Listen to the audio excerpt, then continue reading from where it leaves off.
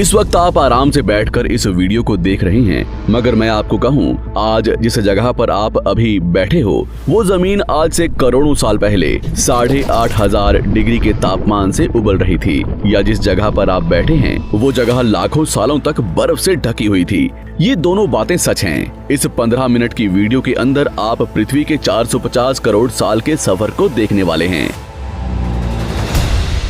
जिस जगह आज हमारा सौरमंडल है, वहाँ विभिन्न प्रकार की गैस और धूल के बादल हुआ करते थे। वैज्ञानिकों के मुताबिक इन धूल के बादलों से दूर एक तारा हुआ करता था। वक्त के साथ साथ उस तारे की ऊर्जा कम होने लगी, जिसके कारण उसके अंदर एक विशाल विस्फोट हुआ। विस्फोट की वजह से अंतरिक्ष की ये धूल एक दूसरे से दबने लगी। इस दौरान बादलों में स्थित धूल के कण दबाव और गर्मी के कारण बड़े उल्कापिंड और पत्थरों में परिवर्तित हो चुके थे, और इसी दबाव की वजह से इन बादलों में स्थित रेडियो एक्टिव पदार्थ ने ग्रेविटी का निर्माण किया। इस ग्रेविटी के कारण बीच में हाइड्रोजन और हीलियम इकट्ठा होने लगे। बीच के इस भयंकर दबाव के कारण एक विशाल विस्फोट हुआ, और इसी विस्फोट के कारण हमारे सूरज का जन्म हुआ।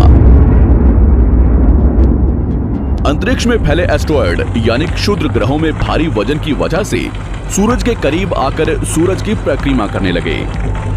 धीरे धीरे इन्हीं एस्टेरॉयड में भारी टकराव हुआ, जिसके फलस्वरूप मरकरी, विनस, अर्थ और मार्स जैसे ग्रहों का निर्माण हुआ।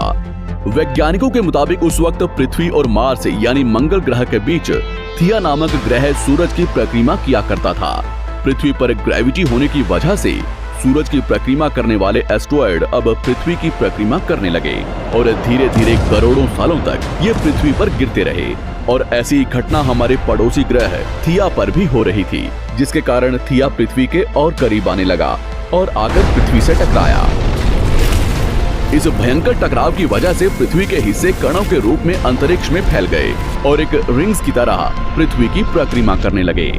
इन्हीं परिक्रमा करते हुए कणों में टकराव होने लगा, जिसके कारण हमारे चांद का निर्माण हुआ। उस वक्त पृथ्वी पर सिर्फ एक ही समुद्र हुआ करता था, और वो था 1900 डिग्री सेल्सियस की तापमान पर उबलते हुए लावे का। उबल रही थी वो सारी चीजें जिसे आज आप अलग अलग नाम से जानते हैं। वक्त के साथ साथ पृथ्वी धीरे धीरे ठंडी हो रही थी, जिसके कारण पृथ्वी के भारी तत्व जैसे धातु और रेडियो एक्टिव पदार्थ पृथ्वी के केंद्र में जाकर इकट्ठा हो गए, और हल्के पदार्थ पृथ्वी की सतह पर आ गए। लाखों सालों तक पृथ्वी पर उल्कापिंडों की बरसात हुई, और इन गिरते हुए उल्कापिंडों में जमा था नमक, मिनरल्स और पानी। करोड़ों सालों तक इन उल्कापिंडों की बरसात होती रही, और धीरे धीरे पृथ्वी की ऊपरी सतह पानी से ढकने लगी।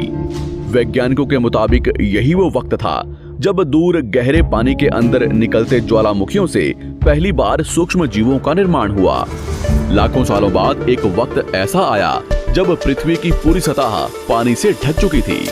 हमारी पृथ्वी के सबसे अंदर का कोर रेडियो एक्टिव पदार्थ से बने होने की वजह से हरदम गर्म होता रहता है, लेकिन जब भी पृथ्वी की ऊपरी जमीन ठंडी हो जाती है, तब पृथ्वी के अंदर की गर्मी बाहर नहीं निकल पाती, जिसके कारण ज्वालामुखियों का निर्माण होता है। और उस वक्त कुछ ऐसा ही हुआ। पानी से ढकी हुई पृथ्वी पर हजारों की तादाद में ज्वालामुखी निकलने लगे, और आने वाले लाखों सालों तक इन ज्वालामुखियों का निकलना जारी रहा, जिससे पानी के ऊपर जमीन का निर्माण हो रहा था। इस वक्त भी पृथ्वी पर वातावरण ना होने की वजह से अंतरिक्ष से उल्कापिंडों की बरसात हो रही थी। आज से लगभग 300 करोड़ साल पहले पृथ्वी पर ऐसा वक्त आया जब पृथ्वी का वातावरण लगभग स्थिर होने लगा था। ज्वालामुखी निकलने धीरे हो गए थे, और पृथ्वी का एक दिन 12 घंटे का हुआ करता था।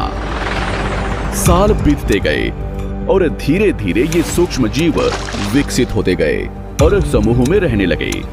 आज से लगभग 250 करोड़ साल पहले पहली बार पृथ्वी पर ऐसे जीवों का निर्माण हुआ जो जीने के लिए ये पानी के अंदर के मिनरल्स यानी खनिज पदार्थ और धूप का इस्तेमाल करते थे, और मल त्याग के रूप में ऑक्सीजन बाहर निकालते थे। इस वक्त तक पृथ्वी पर ज्यादातर ज्वालामुखी निकलने बंद हो चुके थे, और इन माइक्रोबैक्टीरियाज की वजह से वातावरण में ऑक्सीजन की मात्रा बढ़ रही थी। वातावरण में ऑक्सीजन बढ़ने की वजह से पृथ्वी का वायुमंडल बनना शुरू हुआ, और आने वाले हजारों सालों तक वातावरण में ऑक्सीजन की मात्रा बढ़ती रही। जिसकी वजह से पृथ्वी के ज्यादातर हिस्सों में ये सूक्ष्म जीव फैल गए। हजारों सालों बाद एक वक्त ऐसा आया जब पृथ्वी में ज्यादा ऑक्सीजन बढ़ने के कारण ये सूक्ष्म जीव मरने शुरू हो गए। उस वक्त तक पृथ्वी का वातावरण ठंडा होने के साथ साथ ऑक्सीजन से भी भर चुका था, जिसके कारण जमीन और वातावरण में स्थित आयरन यानी लोहे के मिनरल्स पानी में स्थित ऑक्सीजन से रिएक्ट होने लगे। और एक वक्त ऐसा आया जब पृथ्वी की जमीन आज के मार्स के जैसे लाल हो चुकी थी। वक्त बीतने के साथ साथ धरती की टेक्टोनिक प्लेट्स में दरार होने लगी, जिसके कारण पृथ्वी के अंदर का लावा जमीन की तरह कई लाखों सालों तक खुला उबलता रहा। और यही वो कारण था जिसके कारण पृथ्वी के वातावरण में कार्बन डाइऑक्साइड की मात्रा बहुत बढ़ गई और पृथ्वी पर एसिड की वर्षा शुरू हो गई। एसिड रेन की वजह से पृथ्वी का तापमान घटने लगा और तापमान इतना घटा कि पृथ्वी के ऊपर स्थित पानी बर्फ में परिवर्तित होने लगा। पृथ्वी पर पहली बार भयंकर आइस एज आया। इस वक्त पूरी पृथ्वी सफेद बर्फ से ढक चुकी थी। आमतौर पर जब धरती पर सूरज की किरणें गिरती हैं, तब जमीन उन किरणों को सोख लेती है, मगर क्योंकि पूरी पृथ्वी बर्फ से ढक चुकी थी और क्योंकि बर्फ सफेद और चमकीली होती है, जिसके कारण सूरज की किरणें धरती पर गिरने के बाद वापस चली जाती थी। इसी कारण से पृथ्वी कई लाखों सालों तक बर्फ से ढकी रही, मगर फिर से पृथ्वी के अंदर स्थित गर्मी ज्वालामुखी के रूप में निकलना शुरू हो गई और इन ज्वालामुखियों से निकलने वाली गर्मी ने बर्फ को पिघलाना शुरू कर दिया। इसी बीच पृथ्वी की गहराई में बचे कुछ सूक्ष्म जीव धीरे धीरे बदल रहे थे और अब वो ऑक्सीजन को अपने शरीर को बड़ा और जटिल बनाने के लिए इस्तेमाल करने लगे थे। इस बीच पानी में अलग से भी छोटे समुद्री पौधे निकलने शुरू हो चुके थे। बाहर जैसे जैसे ज्वालामुखी निकल रहे थे, वैसे वैसे वातावरण कार्बन डाइऑक्साइड की वजह से गर्म हो रहा था। वक्त के साथ साथ बर्फ तो पिघलने लगी, मगर धरती पर फिर से एसिड की वर्षा शुरू हो गई, जिसके कारण फिर पृथ्वी ठंडी होने लगी और फिर पृथ्वी की ज्यादातर सतह बर्फ से ढक गई। ऐसा बार बार कई हजारों सालों तक होता रहा और इसी कारण से अब समुद्री जीव धीरे धीरे वातावरण के हिसाब से विकसित हो रहे थे। इस बीच कई सारे जीव और समुद्री जंगल्स विलुप्त हो गए, मगर जो बच गए वो धीरे धीरे पृथ्वी के बदलते तापमान के हिसाब से ढलते गए और अब हजारों सालों बाद समुद्री पेड़ बर्फ की वजह से पूरी तरह से मरते या सूखते नहीं थे। अब सूक्ष्म जीव समुद्री जीव बन चुके थे। जब फिर से ज्वालामुखियों ने पृथ्वी की बर्फ को पिघलाना शुरू किया, तब ये समुद्री पेड़ जल्दी विकसित होकर फैल गए। धीरे धीरे वातावरण में ऑक्सीजन की मात्रा बढ़ने लगी और पृथ्वी पर होने वाली एसिड की वर्षा कम होने लगी। वातावरण में ऑक्सीजन आने की वजह से पृथ्वी की ओजोन लेयर्स मोटी होने लगी और आज से लगभग 47 करोड़ साल पहले पृथ्वी की ऊपरी सतह पर पहली बार मोसोस नामक प्लांट उगना शुरू हुआ। वक्त के साथ साथ जमीन पर अलग अलग प्रकार के पौधे और पेड़ उगना शुरू हुए। एक वक्त ऐसा आया जब जमीन के पेड़ों की लंबाई लगभग 80 से 100 फीट जितनी या आज के 5 से 6 मंजिला बिल्डिंग जितनी ऊंची हो चुकी थी। ये वो वक्त था जब समुद्री जानवर समुद्र से बाहर निकल रहे थे और जमीनी जानवरों में परिवर्तित हो रहे थे।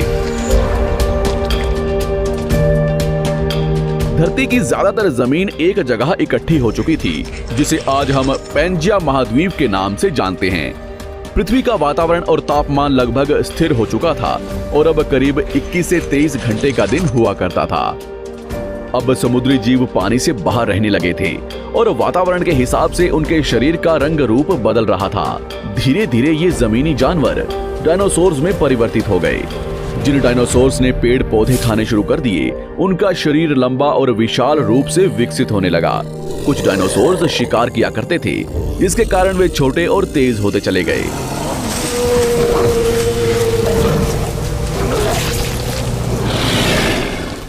पृथ्वी की ऊपरी जमीन एक जगह इकट्ठी होने के कारण ज्यादातर जमीन रेगिस्तान और बंजर हो चुकी थी। ज्यादातर जंगल समुद्र के करीब हुआ करते थे, जिसमें डायनासोर्स रहा करते थे। आज से लगभग 20 करोड़ साल पहले पैंजिया महाद्वीप टूटना शुरू हो गया। पैंजिया के विभाजित होने की वजह से पृथ्वी की ज्यादातर ऊपरी जमीन पानी के संपर्क में आने लगी, जिसके फलस्वरूप पृथ्वी पर हरियाली बढ़ती गई, जिस वजह से डायनासोर्स और ज्यादा विभिन्न और विशाल होते चले गए। डायनासोर्स ने आने वाले लगभग 20 से 30 करोड़ सालों तक पृथ्वी पर राज किया।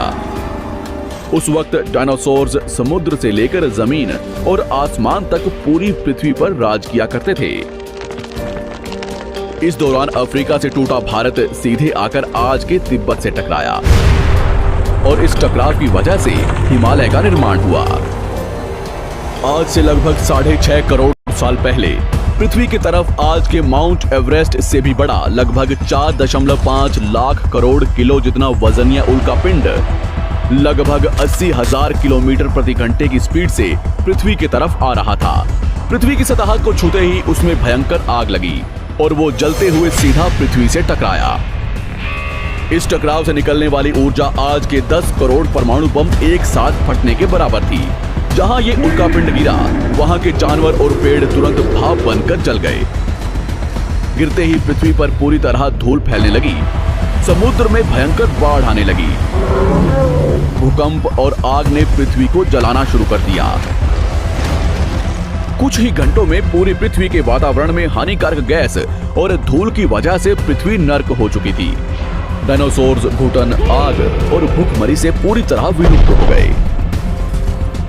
इस वक्त हमारे पूर्वज जमीन के अंदर रहा करते थे, जिसके कारण वो इस विशाल प्रलय से बच गए। पृथ्वी का वातावरण पूरी तरह से काला और अंधेरा हो चुका था, जिससे धूप भी जमीन तक नहीं पहुंच पा रही थी। पृथ्वी के पेड़ और ज्यादातर जानवर विलुप्त हो गए। वातावरण में धूल और हानिकारक गैस के कारण पृथ्वी पर फिर से एसिड की वर्षा शुरू हो गई और फिर पृथ्वी ठंडी होकर बर्फ से ढक गई। लेकिन इस बार पृथ्वी की बर्फ लाखों सालों तक नहीं जमी रही और 80 से 90 हजार साल बाद ये बर्फ पिघलनी शुरू हो गई। जैसे ही धरती पर वातावरण फिर से पहले जैसा होने लगा, वैसे ही ये छोटे जीव जमीन से बाहर आना शुरू हो गए। उस वक्त पृथ्वी की बर्फ पिघलनी शुरू ही हुई थी, जिसके कारण अफ्रीका में घने ठंडे जंगल हुआ करते थे और इसी बीच ये जमीनी जीव बंदरों में परिवर्तित हुए। मगर जैसे जैसे पृथ्वी गर्म होने लगी, वैसे वैसे अफ्रीका के ये जंगल सूखने लगे। जंगल की चीजें खाने वाले बंदरों को खाने की कमी होने लगी। खाने की तलाश में इन बंदरों ने अपने पैरों पर चलना शुरू कर दिया, जिससे उन्हें दूसरे जानवरों के शिकार करने में मदद मिलती थी। धीरे धीरे बंदर एप्स यानी वानर में परिवर्तित हुए। खाने की तलाश में ये एप्स पृथ्वी के दूसरे हिस्सों में फैलने लगे और धीरे धीरे उनके शरीर का रंग रूप वहां के मौसम के हिसाब से बदलता गया। वक्त के साथ साथ हम आदिवासी बने। हमने हथियारों से लेकर आग का आविष्कार किया। हम धीरे धीरे इंसान के रूप में विकसित हुए। हमने धर्म से लेकर परिवार, भाषा और संस्कृति का निर्माण किया और वक्त के साथ साथ हम विकसित होते चले गए और आज हम इस पृथ्वी की सबसे विकसित प्रजाति बन चुके हैं। पृथ्वी को आज के जैसे बनने में लगभग 450 करोड़ साल का वक्त लगा है और हमें एक छोटे जमीन में रहने वाले जानवर से इंसान बनने में कई लाखों सालों का। मगर हमने इन 100 सालों में जितना पृथ्वी को गंदा और तबाह किया है, उतना आज तक किसी भी प्रजाति ने नहीं किया होगा।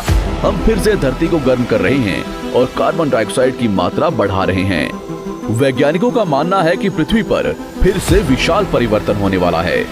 भविष्य में पृथ्वी कैसी होगी, जानेंगे हमारी अगली वीडियो में।